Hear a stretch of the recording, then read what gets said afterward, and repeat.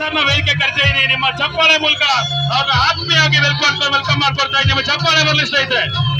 S, ನಿಮ್ಮ ಚಪ್ಪಾಳೆ ಮೂಲಕ ವೆಲ್ಕಮ್ ಮಾಡ್ಕೊಳ್ತಾ ಇದ್ದೀನಿ. ಎಸ್